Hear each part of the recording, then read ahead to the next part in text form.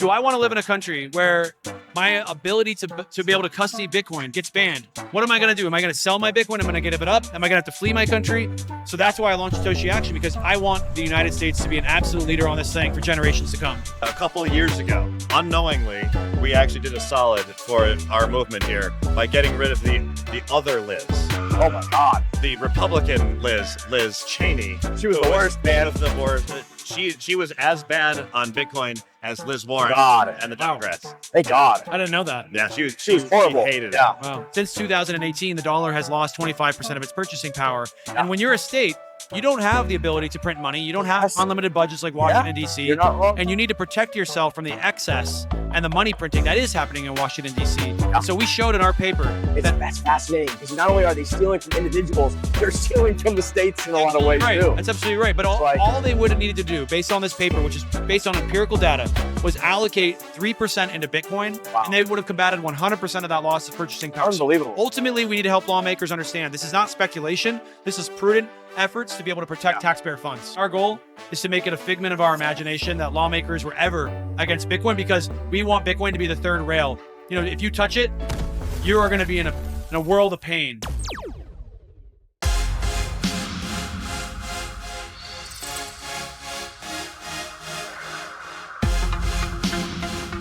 Welcome to Bitcoin 2025 here at Las Vegas. Today, we're joined by two of the most influential forces shaping Bitcoin's future. One from inside state government and the other charging the gates from the outside. Colin Crossman is director of the business division at the Wyoming Secretary of State's office. You told me you probably sign off on all my LLCs I'm doing in Wyoming now.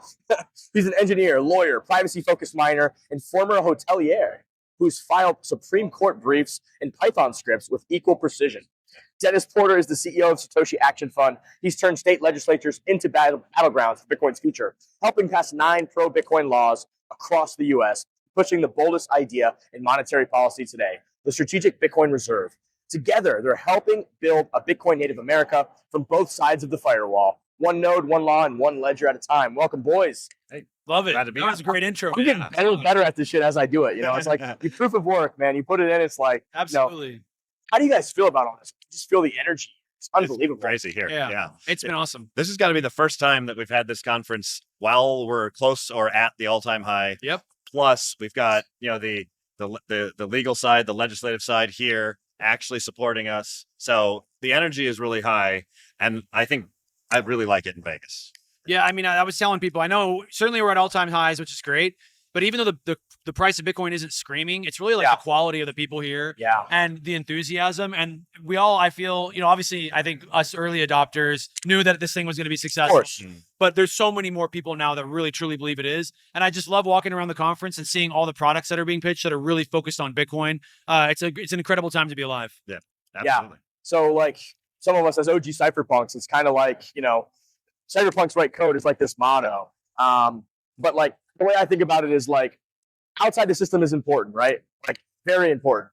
But so is inside the system, right? It's like I talked to some of my friends, like Aaron Van Weerden, for example. We've been going back and forth for a while on this. Like, something I said of like, why the fuck do we care about what government's doing? Like, we're going to win at the end of the day. I fully believe that. Whether it's government's on board or against us, like, we're going to win. But like, why not accelerate that timeline, right? Like, why not win harder, better, faster? Why not orange pill fucking everybody no matter where they're at? Bitcoin is for everybody, right? Governments, state governments, local governments, families, companies, people, whatever, right? Like, that's the way I think about it. I'm sure that's the way you're thinking about it. Yeah, I mean, absolutely. So, I mean, the whole reason why I launched Satoshi Action in June of 2022 is because I wanted my country to be a leader on this technology. Yeah, certainly Bitcoin is right. Bitcoin is fine. Block by block, it's going to continue on without us, regardless of whether or not the United States is the leader. But at the end of the day, you know, we were faced with an environment where we didn't know if Bitcoin was going to be banned, like self-custody attempts. They were attempting to ban self-custody, attempting to ban Bitcoin mining. And so I sat there and I was like, well, do I want to live in a country where my ability to be able to custody Bitcoin gets banned? What am I going to do? Am I going to sell my Bitcoin? Am I going to give it up? Am I going to have to flee my country? So that's why I launched Satoshi Action, because I want the United States to be an absolute leader on this thing for generations to come. Yeah, no doubt about it. And of course, yes, we're going to win eventually. And yes, we can make it faster. But the other thing that we can minimize is the amount of pain we have to go through to get there. Of course. You know, it's like as a government, like you can ban yourself from Bitcoin and have your population not experience that growth and that innovation and all the productivity gains. from the industry, right? Like the electrification of the grid, right? Like providing all these grid incentives with mining. Like you can ban yourself from that. You can't ban that thing from the world, right? Like it's going to flow elsewhere. So why not build that and have that here? That's a big thing I think people are missing. What's a moment for both of you, like, outside the system and also inside the system, when you guys were like, holy fuck, this is actually working what we're doing? Yeah. Well, start with you, Colin. The being asked by legislators. So I came to Wyoming in 21. I joined the Secretary of State's office a couple of years ago, and so I have connections to the community. And the legislators will come to me and ask me questions like, "What about this? What about this?" Initially, some of these people, before they got elected, they were thinking, Bitcoin is actually a horrible thing. We don't like it. Yeah. This is back when Biden was president, and I'm telling them, yes, Bitcoin is for criminals. What does the current administration think you are? And they're like, oh. And then now that that was 3 years ago. Now some of these people are elected officials in Wyoming, and so they come to me and ask me questions about what about this? What about this? We have a situation in Wyoming right now where a large publicly traded miner has moved in, and some people in the community are saying, it's loud. I hear these things. Yeah. You don't hear them. They're liquid. I know, it's so ridiculous. So that's what I hear all the time. The legislator who I hear the buzzing. Yeah. Oh, the horror. I'll hear the buzzing, not like on someone else's own property. Like it just makes me laugh hearing all that shit. It's like, so she comes to me and she says, "What should we do?" I said, "Well, go get an SPL. We'll drive out to the site. We'll put it up and we'll see how loud it is." Yeah. Guess what you hear? You hear Interstate 80. You don't hear the miners. Yeah, I know. It's just a bunch of that's where they're starting to feel, wait, this is beneficial to our community. This is beneficial at the lowest level. Yeah, I mean, on the question of like, oh my God, this works. So like things are moving in the right direction. I mean, for us, it was passing that first bill into law, right? You get out there and you're telling everyone you're going to do it, and you actually get it done. So we're passing the bill in Arkansas, which is the very first right to mine bill. Mm-hmm. And then of course, turning around doing it in Montana was huge for us as an organization. But also the same is true, what I would say, with strategic Bitcoin reserve policy. Passing that first bill into law on strategic Bitcoin reserves in New Hampshire was huge. And there's a lot of historical crossovers, right? Because Bretton Woods, which is where the Federal Reserve was founded, happened in New Hampshire. Yeah. And the first strategic Bitcoin reserve was also founded in New Hampshire as well. It's a little poetic if you think about it. Absolutely. Wow, interesting. What's the most misunderstood? I mean, obviously you guys can approach this from different points, but what's the most misunderstood thing that lawmakers or bureaucrats assume about me? What's something that what's a wall that you have to constantly try to climb with people? Well, this one is mostly about in Wyoming, the people I deal with. It's mostly now about the use of power and thinking that it's damaging the grid. And so I've actually been working to try to get people to understand, no, this actually helps the grid. Okay. And this is why we do it. A lot of the misconceptions on Bitcoin itself have been erased in Wyoming, a lot because we've been doing it for so long. Yeah. So. Yeah, definitely. I was going to say there's two real big areas. Colin, of course, hit one. The other one is, Bitcoin being used for illicit finance. At the end of the day, Bitcoin is probably one of the worst things that you could use for illicit activity because it's on chain. It's forever. On chain forever. Yeah. Now there's privacy enhancements, of course, for the average user. But when you're a criminal organization transacting on the blockchain, you are creating a forensic trail of everything that you've ever done in this space. And that helps. That's actually good. Law enforcement loves this stuff. They've taken down entire criminal organizations. They've taken down terrorist donors because of the fact that they use Bitcoin. Did you hear about, I think it was a Wired mag, this guy that they held in fucking, was it, what country was it where they held this guy? I feel like it was Nigeria. Agrawal was his name.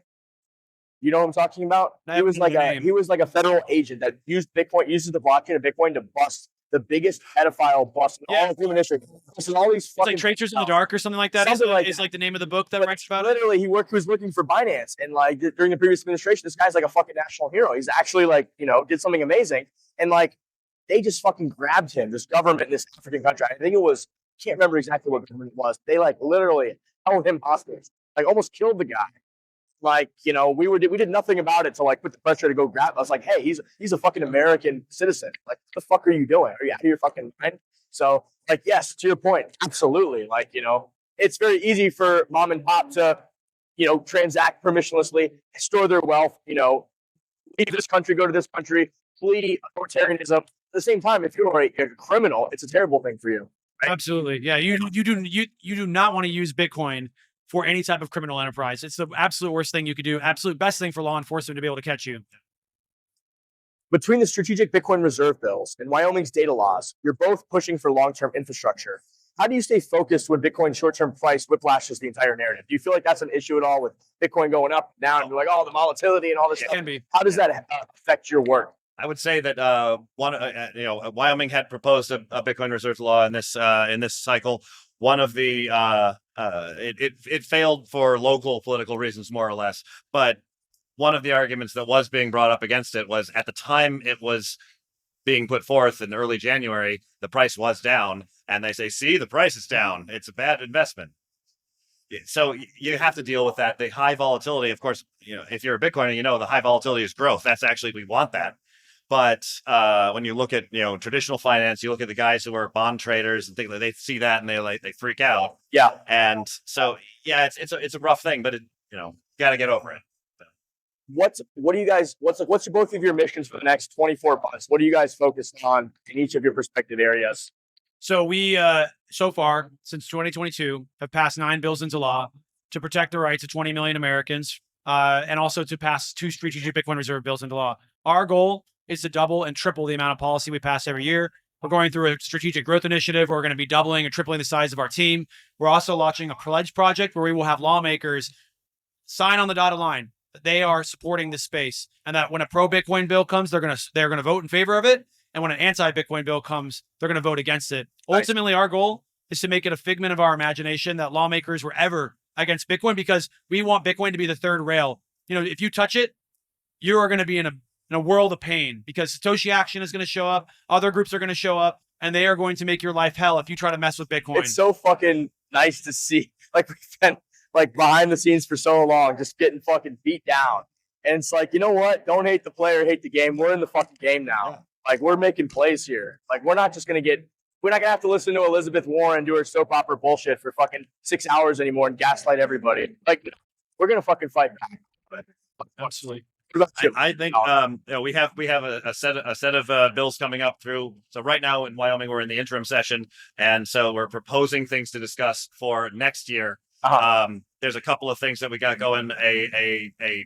Basically we call it the blockchain defense bill, where the attorney general will be not just empowered, but basically required to defend any situation where the federal government comes in and tries to block Wyoming's laws.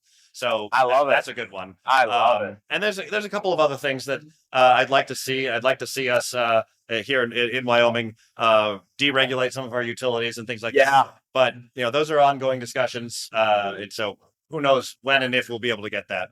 Well, I want to expand my network into Wyoming more with some of the mining deployments we're doing. I've been looking at it for a while. Because I want an excuse to come to Jackson Hole more often. I think everybody wants an excuse to come to Jackson Hole. It's one of my favorite places in the whole world. So, the great state of Wyoming is amazing.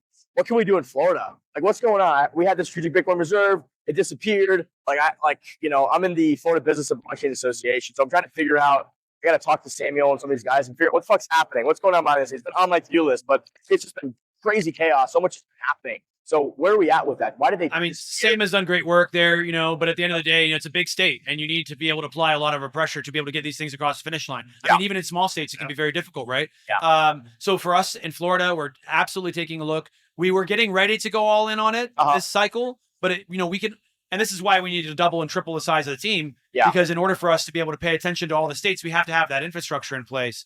And so we were not able to get the team in place to be able to do Florida this year, but we absolutely plan on leaning in next year, joining people like the FBBA to be able to get this type of policy across the finish line. Fortunately, you actually do have a individual running to be governor of your state who already has endorsed this policy and is massively pro-Bitcoin. So if Byron Donalds wins, it's very likely that this thing happens next year, or I should say after he becomes governor, that it absolutely happens, because he is one of the most pro SBR lawmakers that you could possibly hope for as governor. I ran into him the other day and we were talking, and he probably didn't remember me, but Byron started his political career in Naples. I ran for my guidance counselor, pushed me to run for mosquito control. I ran in politics. That was my one experience in politics. It was fucking disgusting. It was the worst experience. Get me the fuck away.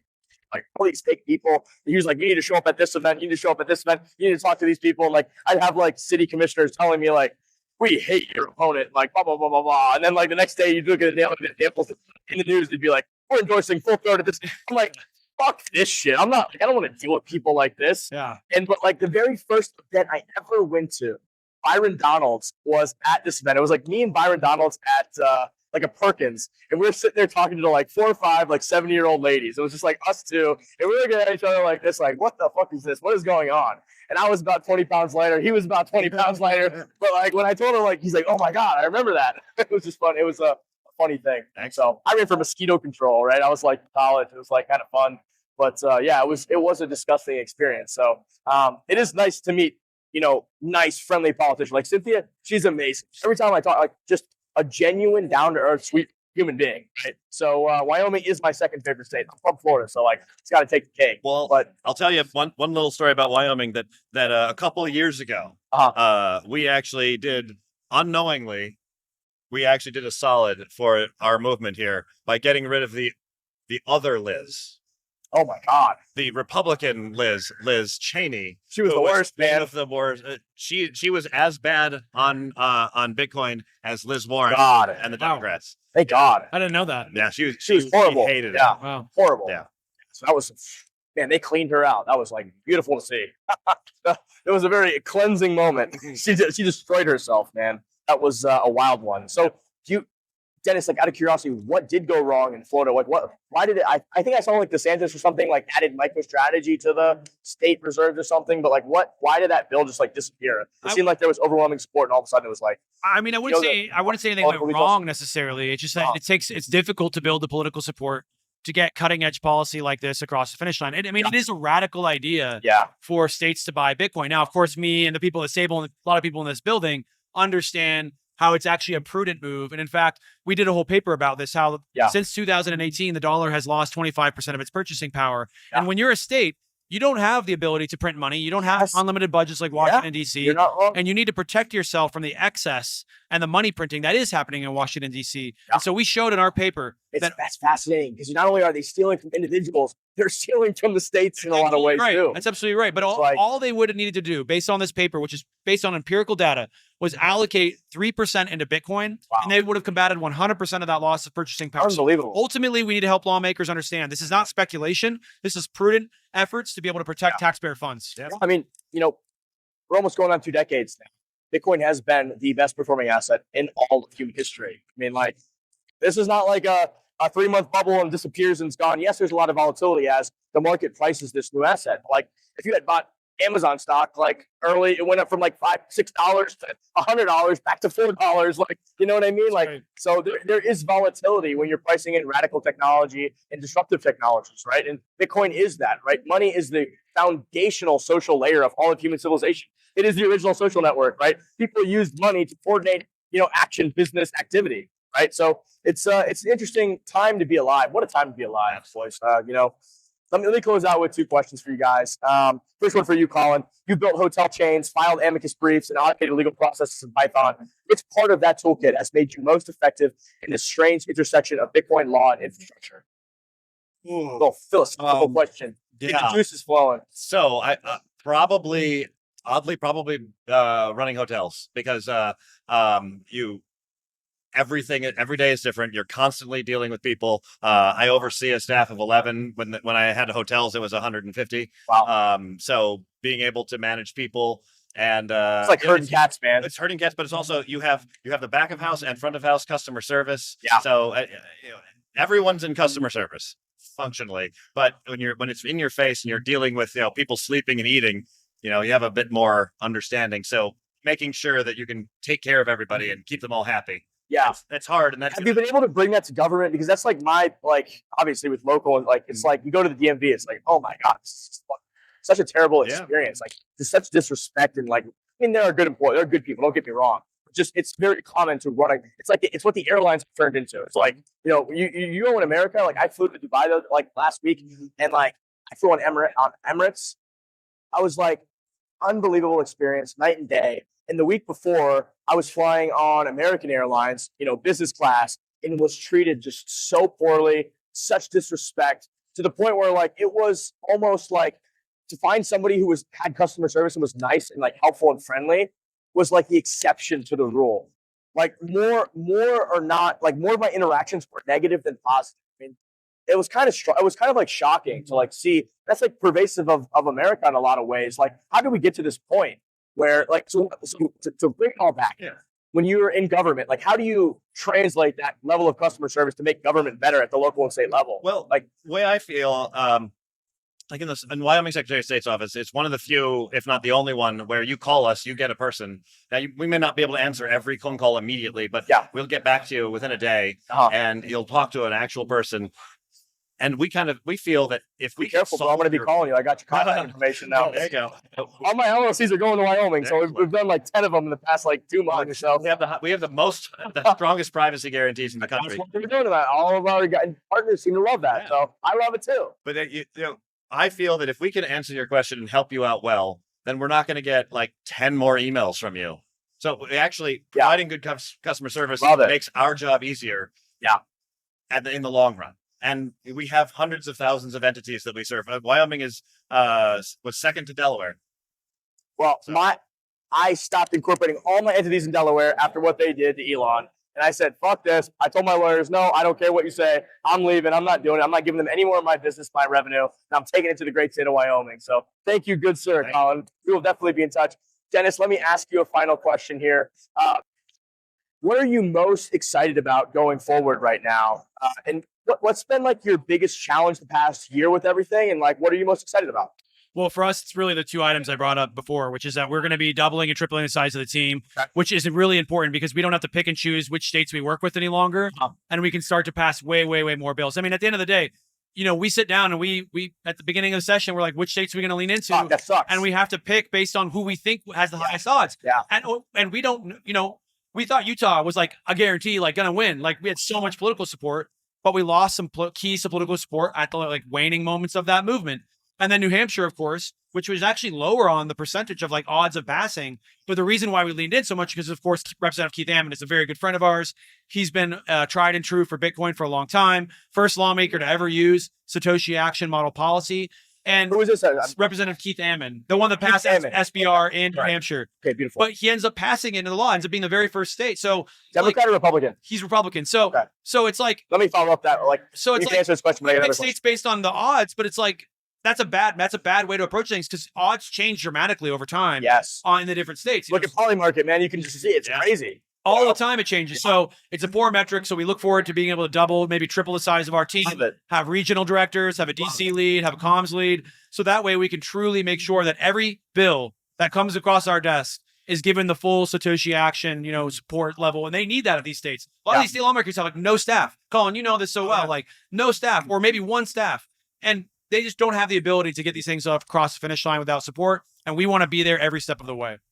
I know, Dennis, you've always kind of been an advocate of like the bipartisan nature of all this. I mean, obviously right now it's like, it just feels like it's so one-sided. Like, there are a couple people that like are on the Democratic side that like have stepped up in some ways. But like if you look at they're like an exception to the rule. How are you thinking about that going forward? Are there any political races where you're seeing like a red seat that you're like, this person is anti-innovation, anti-business, anti-crypto, and like anti-Bitcoin? Like, I need to flip this seat from red to blue. I asked the same question to Mike Semich from the Blockchain Voter Project because he's been working with you a lot earlier. And he said, no, it's like literally every seat that we've like looked at. It's like, not because we haven't been tried, but like it's always been from blue to red. Is there something on the other side that you're absolutely. So I think it's a little bit of a misnomer that there are no Democrats to support Bitcoin. There are plenty of Democrats. There's quite a number of Democrats who support Bitcoin. What's made it difficult in the past was, when you have the top of your party, when you have the president and the administration and with an anti-Bitcoin or anti-crypto stance, it makes it very difficult when you're a lawmaker to put your neck out there because in politics, your whole career could be ended like that if you step out of line. So we saw it happen. Look what happened to Tulsi Gabbard. Look what happened to now I've joined the Trump administration, right? We're moving past that period, and so more Democrats are coming out of the woodwork than ever before. In fact, we have many new bill sponsors that are Democrats in blue states. In fact, in my home state of Oregon, we have a very deeply blue progressive Democrat running a Bitcoin rights bill. Really? And in California, we have the chair of banking and finance who is running our bill there as well, is running some of our language. And he just passed it out of the committee unanimously. And it went to the second committee, passed unanimously. And we expect that it will pass on the assembly floor next week, which is actually breaking news. Okay, great. Thank you. And the way you make sure that the Democrats continue to move to the right direction on this is progressive and Democratic Bitcoiners have to hold their people to account and show that what was the Trump and not the Biden and Warren sort of axis, that doesn't work. No. And if they can show that doesn't work, then the Democrats will say, okay, well, this is not a winner for us. We need to come over to the Bitcoin side. Yeah, my CMO had Eric Adams in here. He's a Democratic mayor. We're hoping to get him reelected. Spoke to Brock Pierce earlier. So I know there are some people largely, but they have been historically largely the exception to the rule. The real big thing that caused a problem was actually the FTX collapse, because when what happened was FTX and SBF, his family, they're very, very pro-Democrat. Like they have been for a long time. They came in, they were spending a lot of money with Democrats. And then when it all fell apart, a lot of Democrats had to really distance themselves from the space writ large. And it gave Elizabeth Warren a lot of power in the party. And she was just hammering on anyone that was pro-crypto. So the fact that we've gotten away from that, the fact that she's losing power and losing influence over this issue in DC is going to see you are going to see a lot more Democrats start to come out and really show and flex into the space. So is there a seat right now that's red that you guys are looking at? They're like, hey, the Democratic candidate here is the better choice for Bitcoin and the future of America. Let's flip this seat from red to blue. So typically what we're actually seeing is more in Democrat primaries, where it's a Democrat against a Democrat. I got you. And the Democrat that is anti-crypto is attempting to be unseated or is attempting to fight against someone who's pro-crypto. We've got Hernandez out there in Arizona, who is someone that's voted for some of the bills that Representative Weniger, who's the one that passed SBR there. He has voted in favor as a state lawmaker for those bills. And now he's running to be a member of Congress. What was the behind the scenes action with Katie Hobbs? When I saw that go to this, it's like, I veto this. I'm like, oh my God, her again, she's the worst. Well, how did you guys convince her or talk to you? Were you a part of that? Well, absolutely. The big thing really was that the bill that passed into law was a budget neutral approach. I mean, we haven't seen Congress pass a Bitcoin buying bill yet either. True. But we have seen these budget neutral approaches be something that folks like a lot. Katie Hobbs didn't like using public funds. She's not ready for that yet to be able to buy Bitcoin, but she did pass into law the ability to create a strategic Bitcoin reserve and fund it in a budget neutral way, which is something actually that we are now adopting as model policy at Satoshi Action. And we are going to be working not only traditional strategic Bitcoin reserve bills, but also these budget neutral bills as well for states where they're just not quite ready, right? Yeah, makes sense. You just got to make incremental wins where you can. No doubt about it. What was that conversation like? Able to share anything about talking to her, kind of like walking her through it? So we mostly let Representative Weniger's office lead the charge when it comes to the governor's office, but we did do a big letter writing campaign where we had a bunch of advocates that are from Arizona write the governor and tell her to please sign this bill into law. Ultimately, she listened and signed it into law. So it's an incredible piece because we do need more bipartisan support and to show that you're not wrong. Not just talk about it. Yeah, we actually there's been a lot of talk about it. We just haven't quite seen it yet, but hopefully it keeps coming. Right, that's my thought. Do you guys have any final closing thoughts? Anything you want to share? Good. Yeah. All right, boys. Well, it's been a wrap. Thank you so much for talking to both you guys. Thank you for joining me. And I hope you enjoy the rest of the conference. Thanks, Matty. Right. See you guys.